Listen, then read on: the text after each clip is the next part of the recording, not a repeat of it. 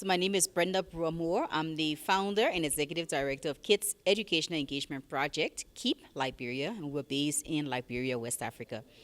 So it's been a privilege to share my thoughts with this panel on how we can scale virtual and digital learning in Africa. My presentation highlighted some of the key challenges to seeing the scaling of this digital learning and virtual learning. Number one, you have the infrastructure issues, you have the policy gaps in implementation, and you also have accessibility issue.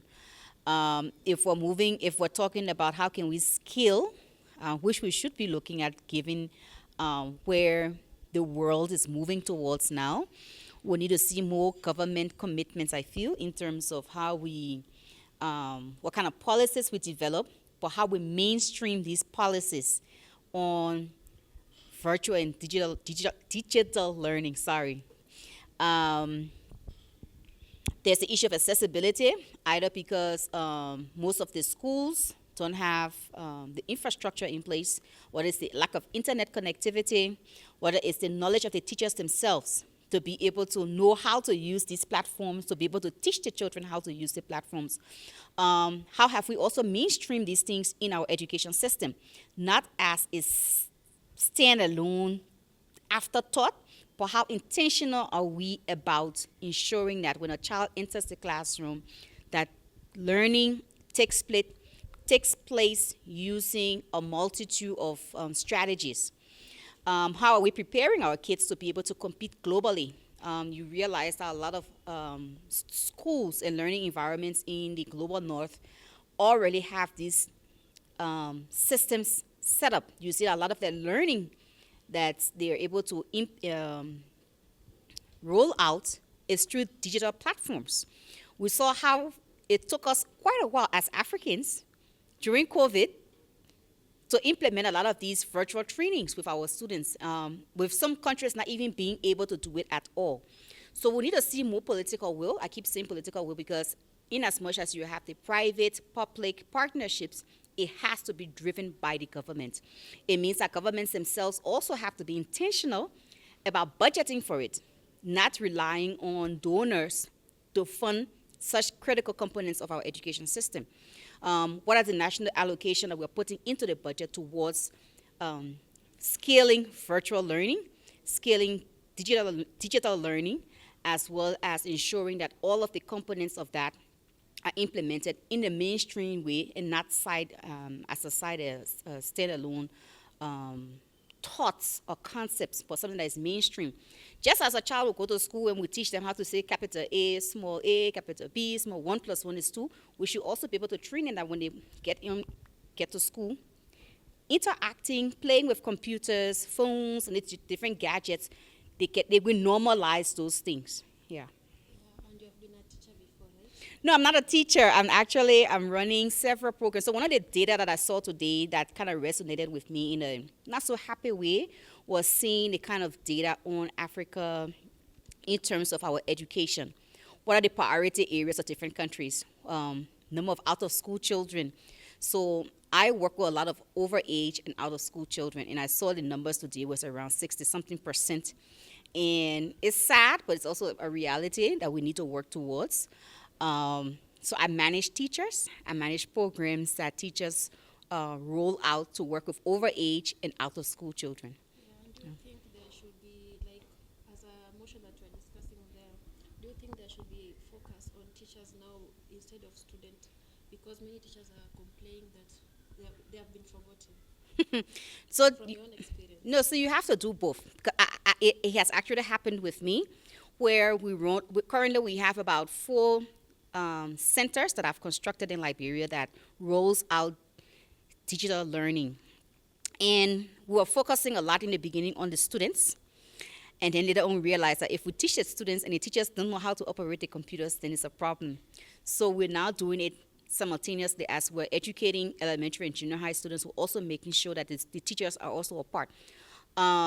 Unfortunately for us, it's voluntary. So right now, if the teacher has to volunteer to want to learn, to take advantage of the free platforms that we are, providing.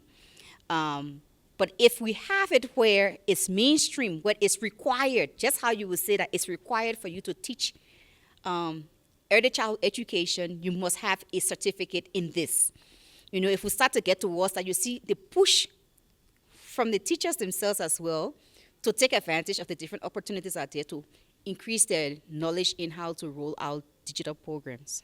Yeah, and what do you think about the new AI? Do you think it is causing more harm or it is better? No, nothing.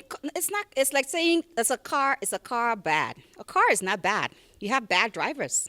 You know, you have bad operators of other vehicles. Whether it's the motorcycle you call keke, whether it is a truck driver, you have bad drivers. The cars in themselves are not bad.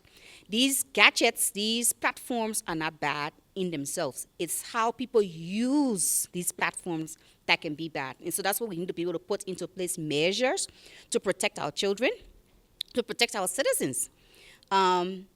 If you look, you'll see how the kind of policies like the EU has in place in terms of how can people use the platform, but also what are the repercussions of using it in the wrong way. You can be sued.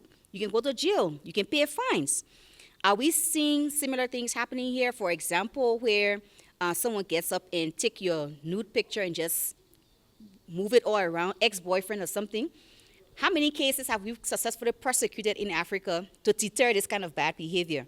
So the phone in itself is not bad. It's how we use the phone that becomes bad. So we need to make sure that we have policies that we're able to really enforce so people understand that with these kind of things come a level of responsibility that they have to be able to be mindful about. Yeah, and as you have said, we have good policies in Yeah. Africa, but do you think it is the implementation of the funding that is causing the problem? It's the implementation, it's the political will. I keep saying political will because if a government says we will not allow TikTok in our country, will not allow Instagram will not come because they'll just tell Safaricom, block all websites that have TikTok, for example.